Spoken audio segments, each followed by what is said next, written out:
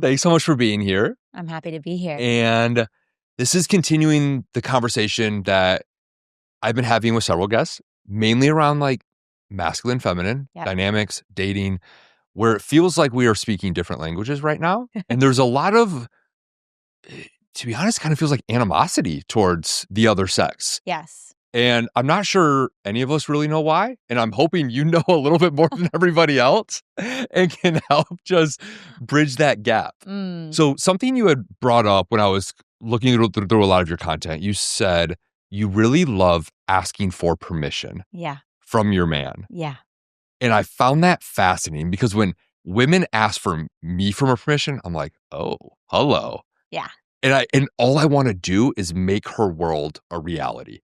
And it's like, thank you for involving me. Yes. So where does that come up for you and women? And are women historically not very good at this? Like, where does that come from? Oh, gosh, this is such a good topic. And I'm so glad you started with it. I had no idea what you were going to bring up first. So this is great.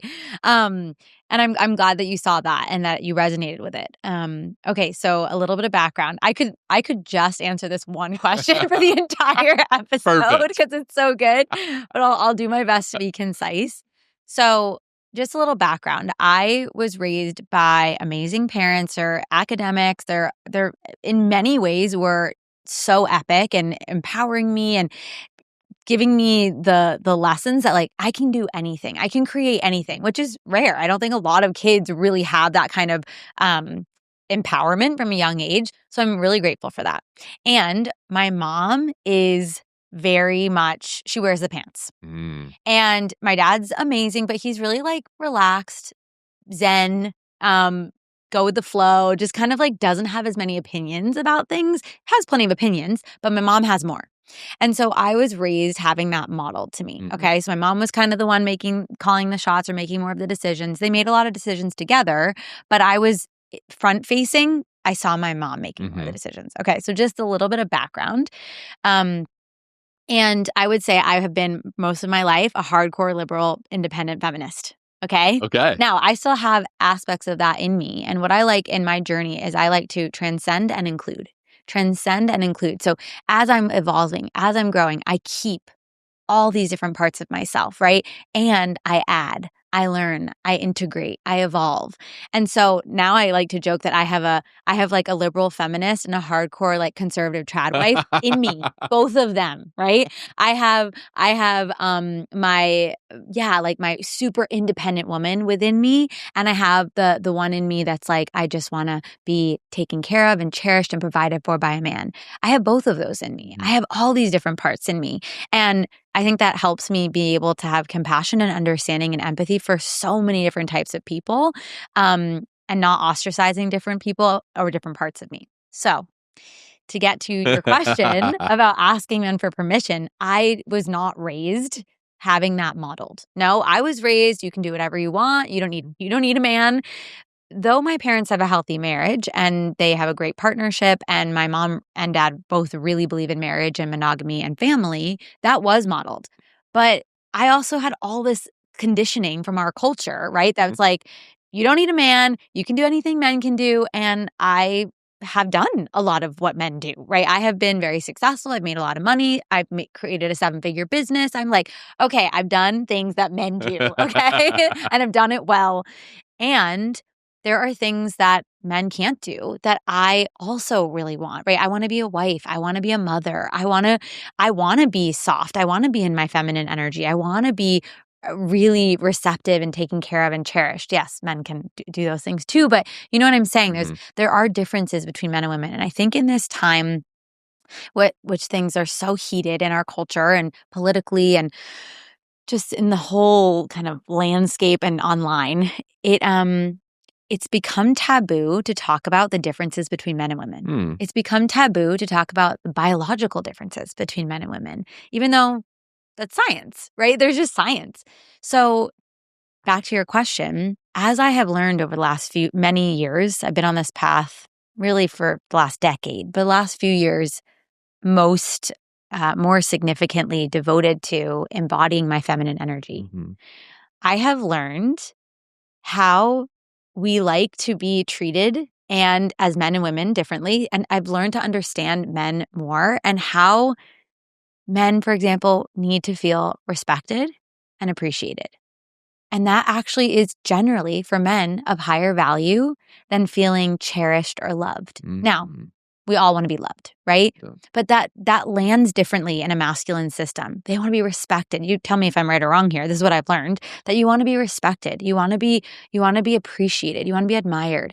Those qualities land differently in a masculine body than in a feminine body. We thrive more from feeling cherished, from feeling loved, from feeling devoted to. And so I have learned that, for example, allowing a man to really lead me and be in more of a leadership posture has him rise, like you said. When a woman asks you permission, it's like, oh, like you lean in, you're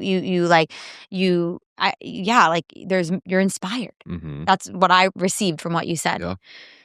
And this is not a manipulation tactic. This is genuinely respecting how we are wired differently. And so when I ask a man for permission, like for example, may I have your help?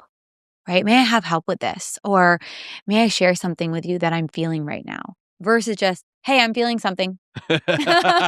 You're like, as a man, I'm like, oh shit. Totally. Right. So this is perfect. I want to ask you, how does it land differently in your body when I say, may I share something with you that I'm feeling? All I can think about is, how can I be present and how can I help? Okay, beautiful. And then when I say, I need to tell you something, I'm feeling this way, I immediately feel like the energy drain out of my body. Yeah. Yeah. Such a perfect example, right? This isn't about like right or wrong, good or bad. It's just actually how we physiologically and energetically respond to things. And that's what I've studied a lot over the last few years, and certainly in no way have I mastered it all. But I've learned that allowing a man to lead me, bringing respect and appreciation to a man, asking for permission, not only allows this man to be inspired to be present and be generous, it also allows me to feel soft. And when I learned this from one of my teachers, this practice, he said that this is not for the man. See, a lot of women will hear this and they're like, I don't want to do that. I'm not going to ask a man for permission. I can do whatever I want, right? It's a free world. And men and women are equal. I don't need to ask for permission. Those are all voices within me, to be clear, right? I have said all of those things. It's actually for me. It's for the women, what we get to feel when we are led, when we are taken care of, when a man is present with us, when a man is providing his attention, love, resources, care to us, we soften, we get to relax. And that is such a gift, especially in our modern world. Mm-hmm. So I love that. Thank you. Thank you so much for sharing. When a woman says, I'm having a really hard time finding a man that can lead. Yeah.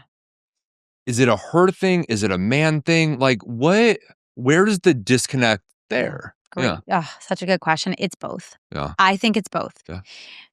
There's so much in this. Okay. So when I look at women, because I am a woman and I work mostly with women, our part is being leadable.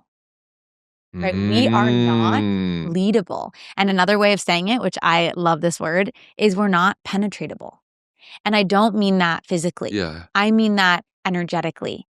Like I ask women, do you actually let a man lead you? Do you let him energetically penetrate you with his heart, with his sword of truth, right? His truth, his sight. Do you let that in? Do you let it permeate your being? Are you receptive or not? Generally, we're not because we've been trained that way. It's of no fault of our own, right? Like this is how we've been trained. Be tough, have our armor up, right? Don't trust a man. Now, men have a part in that. It's not to say, oh, we're just delusional. We're just doing it for no reason. Like, no, of course we're doing it. We both have a part. Both sides have a part.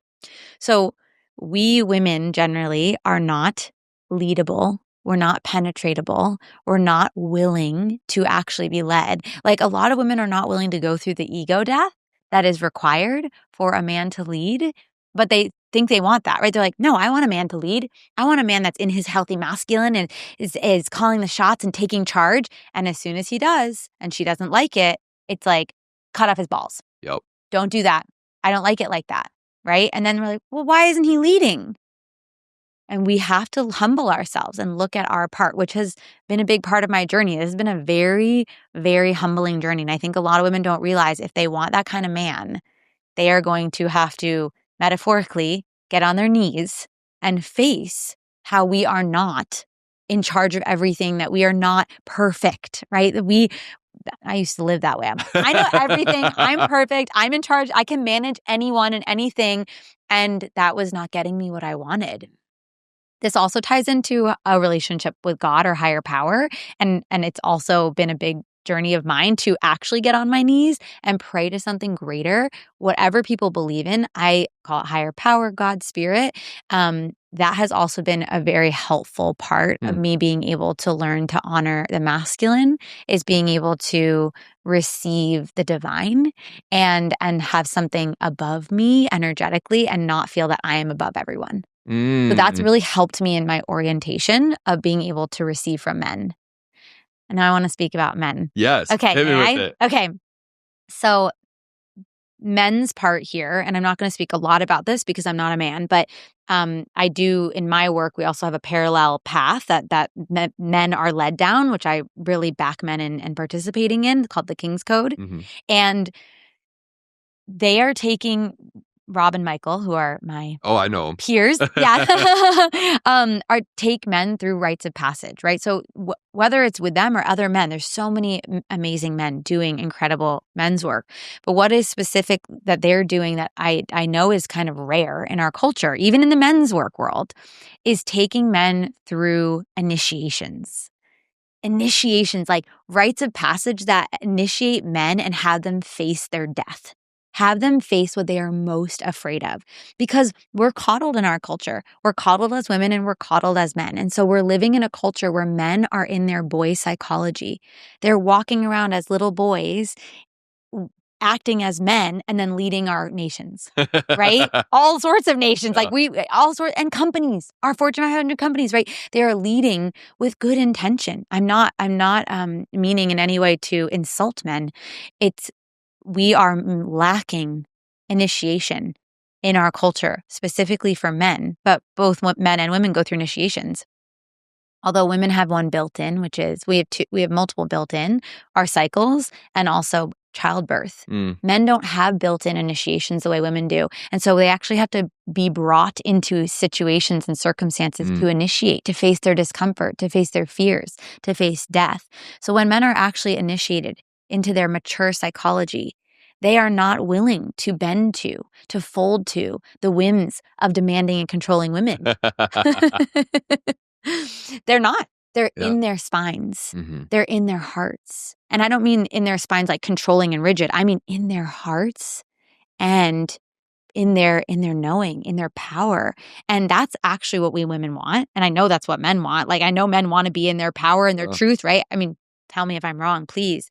But we all are wanting something that I think we haven't been willing to humble ourselves and have the ego deaths and go through the initiations that are required for us to actually have what we want. Yeah.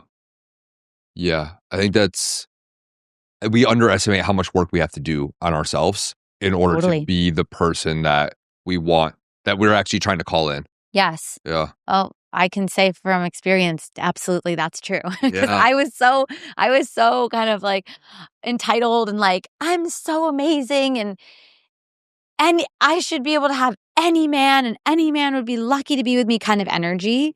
And I really had to humble myself in order to be with the kind of man that I want to be with, because the kind of man that I want to be with does not want an entitled woman. No. Right? What do I do? Okay, so I, as a man, I feel really grounded, and this is speaking like me, like me as me. Personally. You personally. Not for all men. Yes. I feel very grounded, very rooted, very secure in my masculine. And there are women that I will date and they are the very entitled. Yes. And there's so much about her that I just love. Yeah. Like I want to be with her. And I know where she has to be in order for me to be able to see a future in this relationship. Is there anything that I can do as a man to help facilitate that growth? Or is it simply just something she kind of has to do on her own and I just have to either wait and come back or like, is there anything I as a man am in control of that I could do better? So much. You can tell her that. Okay. Definitely. That scares the shit out of me. Well, there you go. Yeah. And that is what you have to face. That's what we each have to face, right? In our own ways, is the thing that scares the shit out of us. Yeah. Because that's it. Like you being willing to say, hey, I love these qualities about you. These things that you do that I don't think are actually you. I think they're your conditioning and your programming and how you've learned to be. Those don't work for me. Those really don't work for me. I can't be in a relationship with a woman who's perpetuating, playing out these kinds of patterns. If you're willing to change those or you want to work together on healing those, I'm open to it. But I can't be in relationship with the way that you are right now. I love that framing. Yeah. That felt very what I heard in. So I think one of the reasons why that conversation scares me personally is I don't want her to feel like I'm blaming her for things. Totally. And the way you just framed it didn't sound blamey at all. I was like, oh, that seems like a great conversation to have. Because we know it's not her, right? The things that we do that sabotage, they're not us. They're not us. They're our pain body, right? They're our wounding. They're our conditioning. We're all born worthy and pure and wonderful. And then we have painful experiences. We have trauma. We have conditioning. We have all the things that life brings and adds on. It's like layers on top of us, like of armor, right? And I know so much from my own personal experience how much work it has required, how much surrender it has required for me to release the armor. It's still an ongoing journey. I have not made it, right? It's an ongoing journey. And I've worked with thousands of women and I see it. Like women are plagued by the power, their own powerlessness over their patterns, over their trauma, over their conditioning, the ways that we react, right? It's a way that we're powerless over our patterns. And so, yes, absolutely, you and men, it is a gift. Okay, it is a gift when you're willing to penetrate with your truth in that way, with love, right? Completely with love. A lot of people hear this kind of stuff and they go immediately to the extremes, like, oh, so you're saying you want a dominating, controlling, authoritarian man? No. But we cannot throw the baby out with the bathwater. There's so much space in between here, between being completely passive and like, right, being a doormat and being dominating and authoritarian. No, okay, we're not talking about either of those. It's all the in between. Good men with good intentions, placating women, playing into and enabling the patterns that are not making either of us happy, right? And so you bringing your truth, standing in your spine with an open heart, telling her and being willing to lose her and being willing to hurt her feelings, knowing it's going to be imperfect. It's going to be an imperfect conversation. It might be messy, but you know your intentions. If you bring your good intentions, she may still react, right? Because again, unless women have done my work, right, or work similar, they may not be able to receive you in your truth, in your leadership, in your sight. But they may, with or without the work, they may be able to. You don't know unless you try, right? You don't. But I promise you, it's doing none of us a favor. You withholding them. Yeah. And it actually makes me feel guilty when I withhold it. Totally. I'm like, damn, that was an opportunity to have like what could have been a really healthy conversation. Yeah. And instead, I kind of just let it die, and because I was too afraid to kind of like have that discomfort. Totally. And possibly hurt her feelings. Where it was almost like, I'd rather just not hurt her feelings and us just separate and not be together. Yep. And I saved her feelings, but to your point, like it doesn't make the collective better because neither of us had an opportunity to rise up. Exactly. Yeah. Exactly. And we're both going through life as human beings, men and women, right? And especially dating, so afraid to hurt each other's feelings. And it's not helping us. It's not helping. I mean, this is another thing about our greater culture right now. We live in a very coddled culture. Everyone's afraid to be hurt and uncomfortable. You don't want to say anything to hurt anybody's feelings, right? It doesn't work. Like we have to be willing to be uncomfortable, to face our own discomfort, potentially make other people uncomfortable, to be real, to be truthful. And a number of teachers of mine, have said something similar, which I love. One is you have to be willing to say the thing that could end the relationship over and over again. Wild. Another teacher of mine has said it similarly, which is you have to be willing to say the thing that could ruin the moment. Over and over again, right? For the sake of intimacy, for the sake of truth, for the sake of connection. You don't want to just say the thing that could end the relationship or say the thing that could ruin the moment for the sake of just to be an asshole. No, it's because we want something greater for us. We want more connection. We're seeking more intimacy. And that is a worthwhile venture. Yeah, it's almost like thinking through why do I want to have this conversation? Or I guess, is that the right framing? I'm almost thinking of it through in like the terms of what is the future that I'm trying to create by having this conversation? Yes. Okay. I love that you said that, because you can, another thing that I've really learned around allowing men to lead is that I want to be with a man who is leading us towards a shared vision, who's leading us towards something. He's not just leading like, oh, I'm going to take you out to dinner, right? Be ready at 7. That feels nice. But he's leading us every day towards something, right? Whether that's family or marriage or whatever the thing is, a shared vision of our lives and how it will feel and what we value and emanating that. When you share that, for example, and you state that as the context, that also helps things when you're having difficult conversations, right? So if you say, I'm sharing this with you because I'm committed to a great relationship with you, or us getting clear if we're meant to be in this relationship, or bringing us into closeness so that we can be married someday. I'm committed to telling you the truth because I'm bringing us somewhere. I'm guiding us towards our vision that we both share. And so I'm not willing to withhold from you.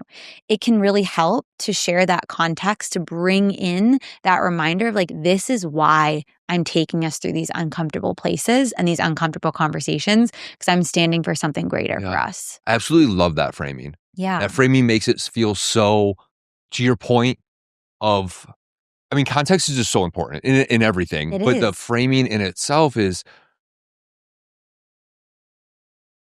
it provides so much safety in the question or the what comes next. Yeah. It's like, it's creating this like safe, like landing spot. Yeah. And it really sets you up to at least for the other person to remember we're on the same team. Yeah. Because a lot of our conflict comes up when we feel like, wait, I don't think you're on my team anymore. Are you doing this to me? Are you against me? And when we can remind each other, like, we're on the same team, we're going towards the same vision. This is for that vision fulfilled. It makes it more, whatever we're having to deal with in the moment that might be uncomfortable, like more palatable, right? Like easier to digest or consume. Yeah. Because it's for something. Right. And we're doing it together. Yeah. And then it also opens up, what I find is it also opens up that really beautiful conversation of like, maybe we're not meant to be together. And that's okay. Totally. It's let's like, get that clarity. Yeah, let's get the clarity. Let's have the conversation. Yeah. Because just avoiding it and then waiting for things to just like organically die doesn't really feel great on anybody's part. Yeah. And plus, you also don't really have a ton of clarity as to why a thing died. Totally. It just died. Yes. And this is in our culture. I mean, I've been talking about this a lot. I literally just did it last week. So like, I'm part of the problem. Like I'm so aware of like, like when I fall short of who I think I should be as a man. It's like, fuck, like that was not good. Yeah, beautiful humility, because we're not immune to this, right? Even if we're doing this work or we're bringing awareness, it's like we're always going to have to be learning and growing and facing like, okay, I didn't handle that the way that I wanted to, right? I was going to say something. I don't remember. No, that's okay. It'll come back. It will come back if it's supposed to. if I meant to say it. Yeah. It always does. It always does. Oh, I got it. Yep. Okay. Knew it. Yeah.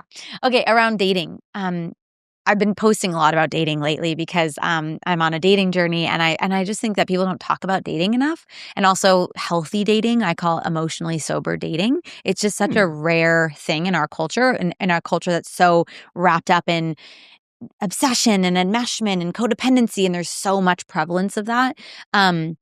Being clear about what you want and what you don't want, what you value and what you don't value, and then honoring when they're different and moving on. It's so simple, and it's not easy because we do get so attached, right? We get so attached. We like each other. We're going on dates and we start hooking up and whatever. And it's so easy to get attached. And then things get blurred. Wait, do we even want the same thing? Do we have the same values? Are we wanting the same thing down the line? Do we have the same future vision? And I really loved leading with my non-negotiables, not like on the first conversation, but like very early on. Like the men that I'm dating, we're just having these conversations in the first few dates, and it feels amazing. I'm not like bringing it like, hey, here are my non-negotiables. Here's my list. No, I'm not doing that because I love men leading. But I make it clear, like I in my being, in what I share with them and what I reveal to them. I make it clear what I'm wanting and who I am and what I value. And if that is misaligned, I respect it. No. I matched with a guy the other day, and we were messaging a bit, and he said, okay, I want to see if we're compatible. And he said, are you Christian? Do you go to church? And I said, actually, I'm Jewish and I do go to church sometimes. And I go to spiritual centers and I go to synagogue, and like I had many spiritual practices. And so I let him in a little bit to my relationship to God and my spiritual practices. And I said, if this is something that you really value, having a shared faith that looks more similar to yours, I completely respect that. And if you have more flexibility around it, and you're comfortable with, I have a different relationship to God and to faith, and you're comfortable with that, beautiful. Yeah, I'd love to keep exploring.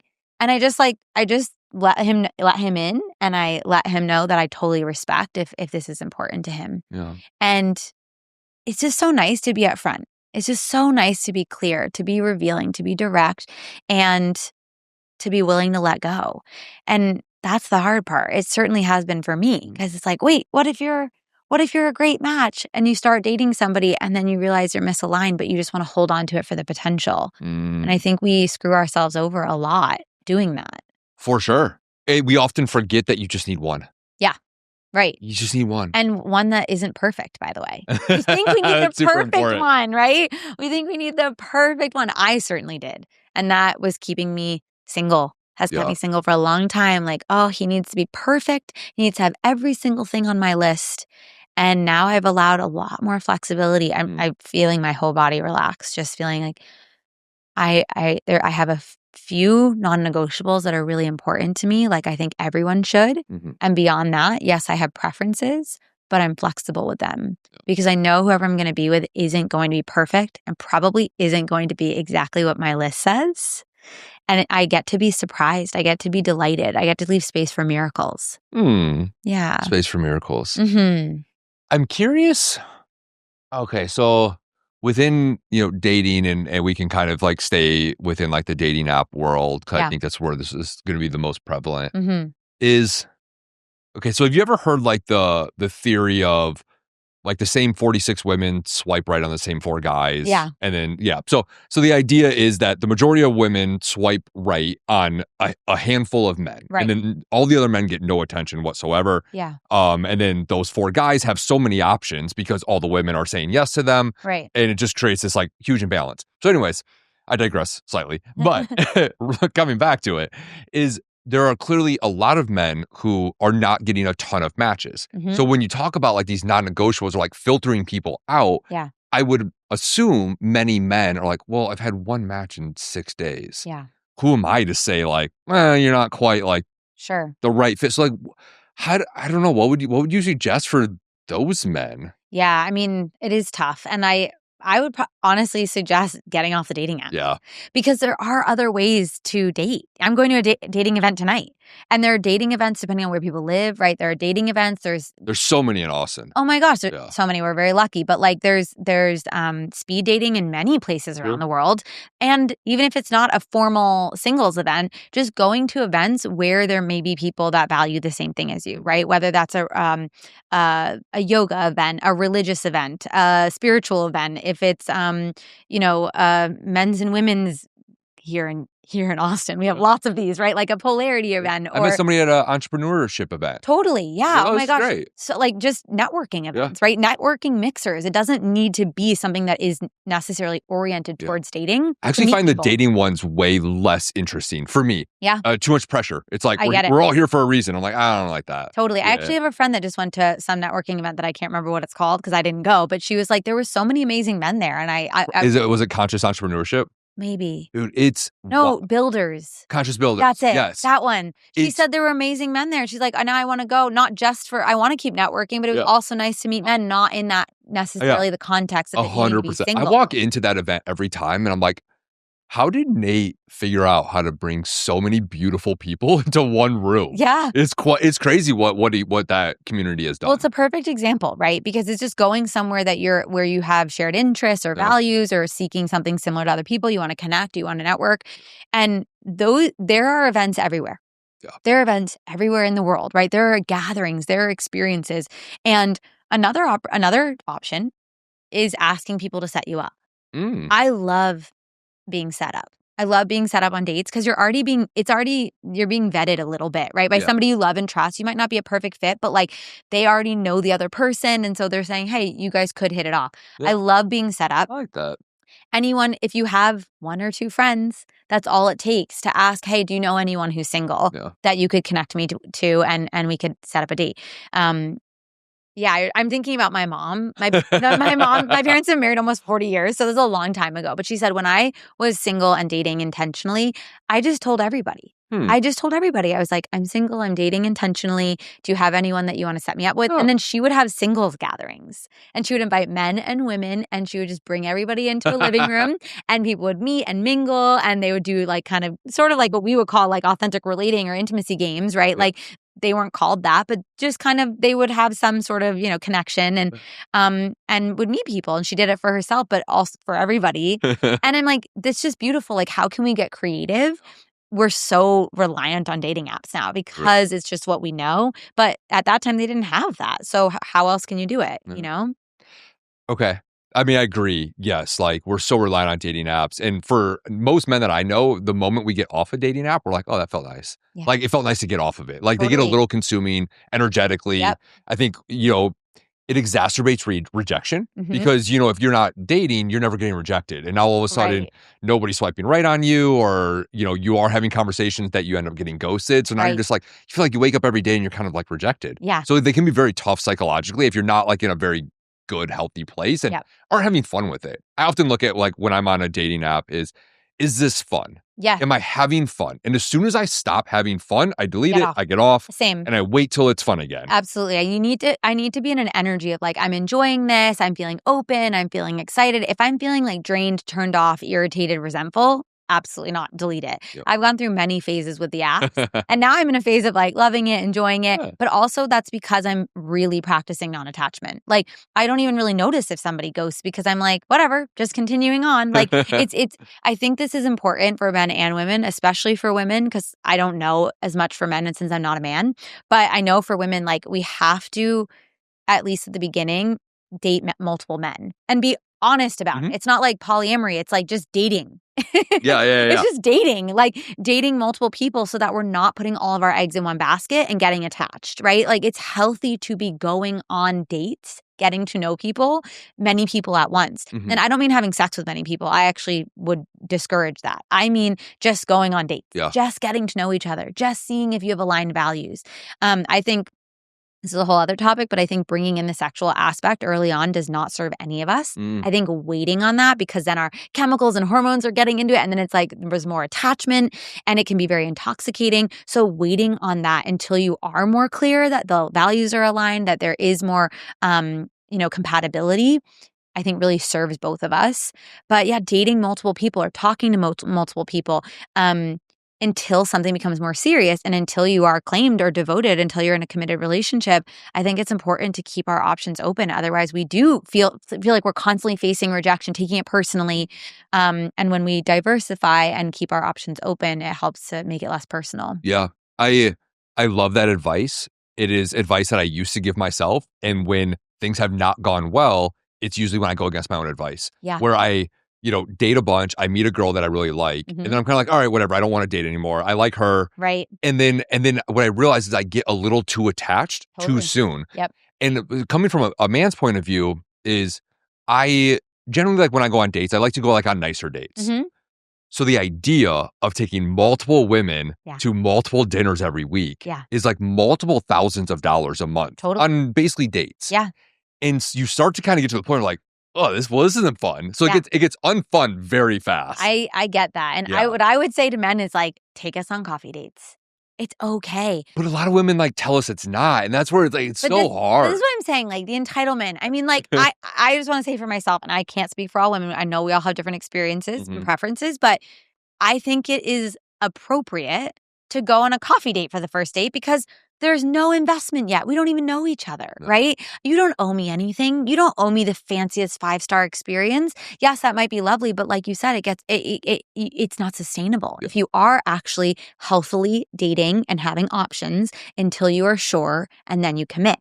So for me, I mean, if a man asks me to dinner, even sometimes if a man asks me to dinner for our first date, sometimes I'm like, wait, I don't even want to commit to a whole dinner. It's a lot. 2 to 3 hours. You got to get ready. You got to do your makeup, dress. Nice, and it's an evening of my time versus like maybe an hour or two during the day, whatever. I have gone on plenty of dinner dates and I'm grateful, but I just want to say it's not, I don't hold those men as higher or better than the men that take me out on a coffee date for a first date. Not at all. I just want to say that from my own experience. I love that. Because you're still planning the date. Like to me, it's more the energetic. Are you planning the date? Are you being like, here's the time, here's the place? Are you showing up consistently with the communication? Are you being clear? And did you pay for the coffee? That's always nice. It's not an expectation. It's just lovely when I receive that. That's beautiful. That's like all the information that I would need. I don't need a 5-star dinner. Yeah. Yeah. I love that you're making it clear to men that it is okay to do that as like a dating experience, and that if a woman is in a healthy place, likely, or she maybe has removed her ego or has done some work, like she's really okay with that too. Totally. Because I do think a lot of men put a lot of pressure on themselves to have like these extravagant dates, thinking it will win a woman over. I know, and again, it might be nice, but it's also probably not the right woman. Exactly. And also the women who are like, he needs to da-da-da-da on the first date. And I posted about a first date once and women were commenting like, know your worth. Like if he doesn't pick you up, like I'm like, I don't want to be picked up on a first date. I don't even know this man. I don't even know him. Like the entitlement. And it's lovely when a man picks me up. Once we've gone on a few dates, it's like, then it just is correct energetically, it's appropriate. But if we're just getting to know each other, all those expectations and demands are they're just not true. Like they're just not real. It's so our conditioning. I feel it's not accurate that don't feel worthy if we don't demand that a man pick us up and pay for a fancy dinner for the first date. No, I feel very worthy going on a coffee date and meeting him there. I love that. I know my self-worth. Yeah. I love that. Is there a way that a man can position maybe the ask for a coffee date in a way that honors him, honors you? Like, is there a way you like to receive that ask that would make it easier or him to feel more confident in delivering, like, hey, I would love to go out for coffee? Yeah. I mean, that's really all it takes for me. I personally do not like chit-chatting on the apps. I find it so annoying. I'm like, let's just go out or not, but I'm not going to say that because I am letting men lead. So I really lean back. And it's not that I would withhold that. If we were going back and forth and it was going on and on, I wouldn't withhold that for the sake of letting a man lead. I don't withhold, but I might share something like, hey, I feel, may I share a desire with you? Anyway, this is getting into the woman. I'm gonna respond to your question, but women might ask this too, right? Yeah. And like I might say like, oh, may I share a desire? And if he's like, yeah, I'd say, oh, I'd love to continue this conversation in person so we can really see if there's alignment. Anyway, to your question, I just love when a man says pretty quickly into the conversation, I'm loving this conversation with you. Let's get coffee. Let's meet up and get coffee. Yeah. I personally love a directive. This is part of me getting comfortable with men's leadership. I love when a man just takes charge and is like, let's meet for coffee this week. I want to, or even says it, but like claims it like, I want to take you on a date this week. And then says like, and then if I say, yeah, I would love that, then him just being like, great, Tuesday or Thursday after this time, like pick a time, like just leading it, handling it. And then I'm like, okay, this time works for me. And he's like, great, here's the address. See you there. Yeah. Like just so clear, none of the fluff, none of the, like just direct, loving, concise. I love that because I just want to know where to be, when to be there, and not have to go through like the back and forth, like, how are you? And how's your day? And what are your interests? Like, I just want to get together because we can feel so much for sure when we meet. And is there a vibe? And is there chemistry? And do we have aligned values? And we just talk about it. Like, okay, also, I just want to say this because you're asking my opinion on things. Oh my gosh. I really appreciate when a man says on a first date or first or second date, so what are you looking for? What are you looking for? I'm like, what else are we doing here? Like, okay, we're just gonna talk around it all day for date and date and date and date, and then get there. Like, I just feel like, especially when we're in our 30s, 40s, like, we're not here to waste time. Like, we're just, if we actually want relationship, and some people don't. Yeah. That's okay. Don't ask what they're looking for if you just want to fuck around. That's just fine. That's just not that's not the season that I'm in, right? Yeah. I love it when a man's like, what are you looking for? Here's what I'm looking for. Then we can just get clear. This is what I'm looking for. I would like marriage. I would like to have kids. What are you looking for in terms of spirituality? What are you looking for in terms of monogamy or polyamory? Great. Let's just talk about it. It's so clear. And it's like, oh, is there initial compatibility? Great. Then it makes sense to keep going on dates. Okay, I had a great time with you. If the man's like, this is great, I'd like to take you out again. Beautiful. Done. Oh, I'd love to go out again. Thank you. Or I actually don't feel the alignment. I so appreciate you offering to take me out again, and I don't actually feel the alignment between us. So I'm going to decline. Yeah. What I hear, kind of the theme of the entire conversation with you and this man, is said man is just clear and direct communication. So and it starts off like all the way back to asking you for coffee, which is, I love this conversation. Yep. I would like to continue it. Here's how. That's right. Yeah. Or even if we're not having much of a conversation, it's like, I like what's in your profile. I'd love to take you out for coffee. I don't want to be wasting, spending so much time going back and forth on an app. I'd love to get to know you and see if we align. Yeah. See if we're compatible. I think that's like this, and I don't know if this applies to all men, so I can only speak for myself, is I love the kind of short conversation, like your vibe, like obviously the way you look. Yeah. Let's meet for coffee. Yeah. Because I want to feel this out in person. Because you and I know in the first 5 seconds, you generally have a pretty good idea, like energetically, if you're even remotely aligned. Yes. Which I think also has a lot to do with our pheromones, but that's a whole other thing. Okay. Yeah. But then I think there's the opposite where some men try to have, and I'm very, I've done this, where I try to have a very lengthy conversation on the apps, because then I feel I know her well enough to ask her to dinner. A more I think that formal date. So I try to you try to have the whole first date just on the apps. And you still go to dinner and you're still like, oh shit. That's right. Well, I think this brings back the whole dinner, investing in a whole dinner thing, because, and listen, I can't speak for all women. This is just me, right? Some women might love to go back and forth on the apps. This is just me personally. Sure. I want to be present in my life. I don't want to be on my phone. I think we're in such a phone addicted culture. I'm like, don't give me another reason to be on my phone. I would love to just meet in person. I'm an extrovert. Maybe people who are more introverted may not like that. Maybe they do want to talk more on the dating apps. I can't speak for anyone but myself. But I do know that I do really appreciate just the clarity, the direction, checking it out, knowing if we're aligned or not. Also, I would just say, this is also a me thing, but on the apps, I love exchanging voice notes. You can also tell so much from somebody's energy in their being and their pace and their voice so quickly, right? And their delivery. Are they super dysregulated and fast and or are they relaxed? Are they direct? Are they revealing? Are they, you can just tell a lot. And so even if it's not a lot of back and forth, it could be a couple voice notes and then be like, let's meet up. Yeah. So again, can't speak for all women, but that's my experience. Yeah. No, that makes a ton of sense. I've always found a lot of success. Success is in quality date is, for me, has always been the in-between, which is, let's meet here, let's get a bottle of wine and let's have a conversation. Yeah. Because for me, it's it's not dinner. It's not the whole formal thing. It's not quite coffee. Yep. Bottle of wine, generally, it's not crazy expensive. And you kind of are in a little environment. You can put on something nice so she gets a little dressed up, which is kind of nice. Yeah. So if there's for me, that has been a very, a beautiful middle ground for me that makes me happy.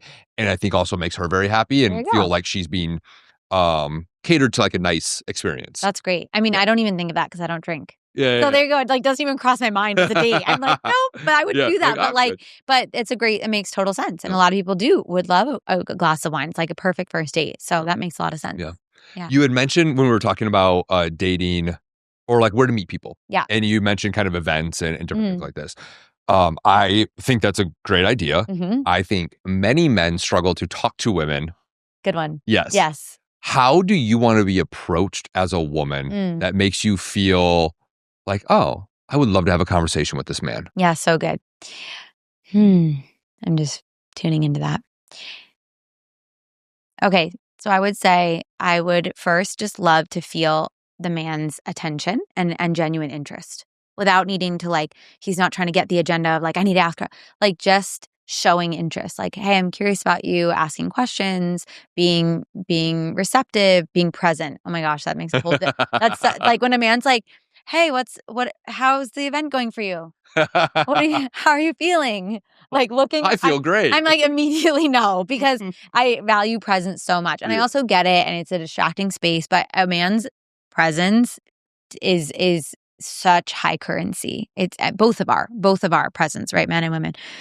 And our attention is such a high currency. But just having a beautiful conversation first. And then if the conversation feels good, I would so appreciate a man saying like, wow, I'm really enjoying talking to you. I'd love to take you on a date. That's it. And that's it. Simple, not easy. I mean, I recognize that takes so much courage, especially in this culture where like women can be the way that we are and be so dismissive or be so, and like when a man asks me on a date, I feel so honored. I feel so grateful because I'm like, I know I can only imagine, but from my own experience or putting myself in your shoes, like how much courage that takes. And we all hurt from rejection. Like rejection sucks for everybody, right? So I know that it's not easy. Oh. And I just feel so much respect for that man. Whether I want to go on a date with him or not, I feel so much respect for him. And I think it's so important for men to hold their own respect for themselves and be willing to ask whether the woman says yes or no. Knowing like I did it. I had the conversation with her. I felt it and I acted on it. And I asked her with respect and with direction and love. Like, yeah, I really appreciate the directness. Like, I'd love to take you out for coffee. I'd love to take you out for a date. Yeah,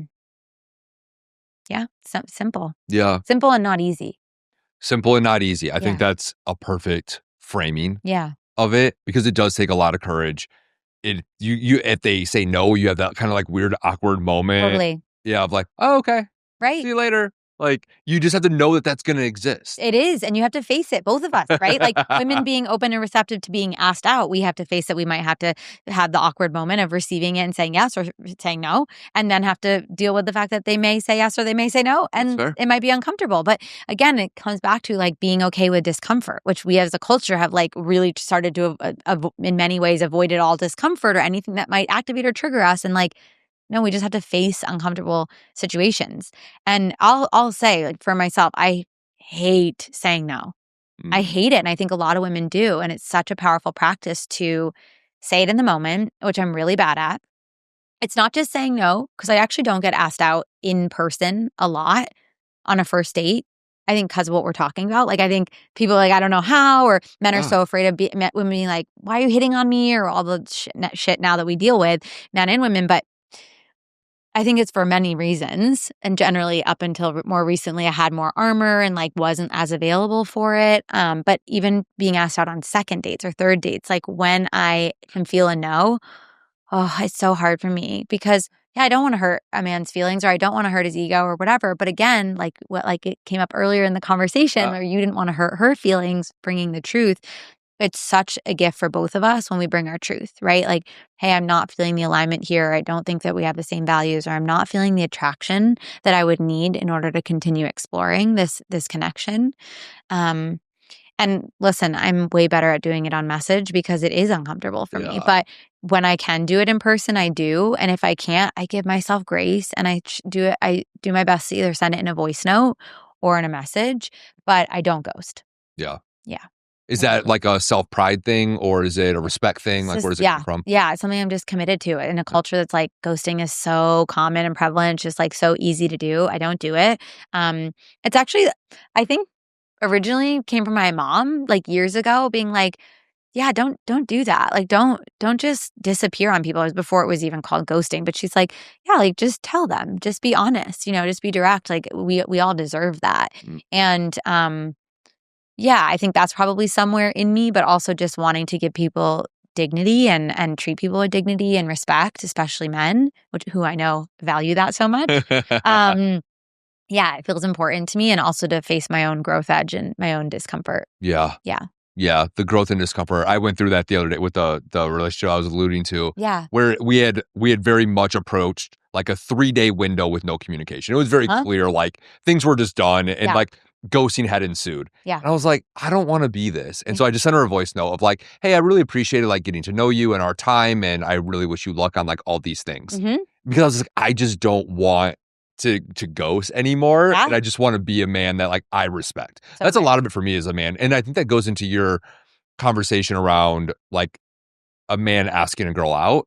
And for men, we respect ourselves more when we do it. Yes. And it's just building the muscle to do it. Totally. Yeah, and I think this is why doing men's work and having men's communities where these things are really valued, where men being self-respecting, being direct, being forward, following their truth, their leadership, like having their spine, like using their sight and being open and real and direct and loving, like having that modeled is so important, because we live in a culture where it's just not. It's become so it's like lacking, it's really lacking in our culture, both for men and women, having healthy role models for how to operate, especially in dating and relating and in marriage. Yeah. Yeah.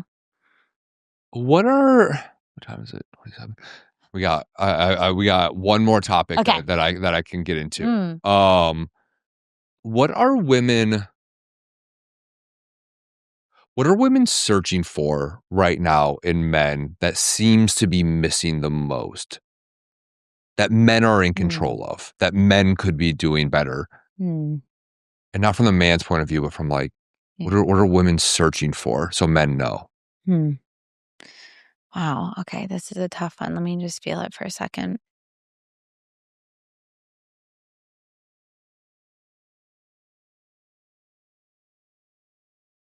Okay.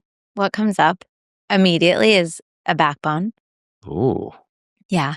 But the tricky thing here is that I don't think it goes back to what we talked about earlier, which is like, I don't think women realize what it means to be with a man who's really in his spine and in his sovereignty. I think it's like the idea of it is so nice, right? Like a man who doesn't take my shit, a man that can like take charge, a man that can be like, be leading us somewhere, that doesn't buy into my games, right? But when you have a man like that, oh my gosh, like one of my teachers, Jillian Pothier, says, our egos become inflamed. Like, you have a man say like, no, I'm not going to do that. Yeah. I'm not going to give you that thing that you think that you need right now, because I'm standing for something greater for you. And then it's like, the ego is inflamed. Like, fuck you, like, you can't tell me, and all the stuff, right? All of our conditioning. And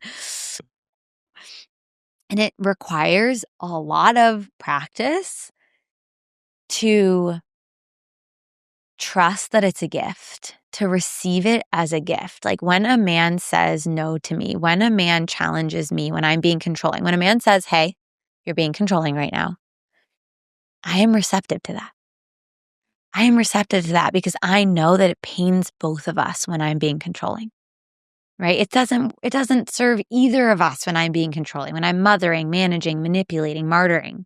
So when a man can point that out, and right? You guys know.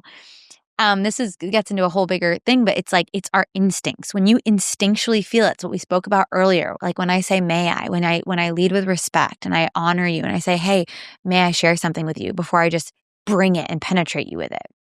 when I allow your leadership there, and I trust if you're a yes or a no, and then I respect it if you say no, it creates this whole different dynamic.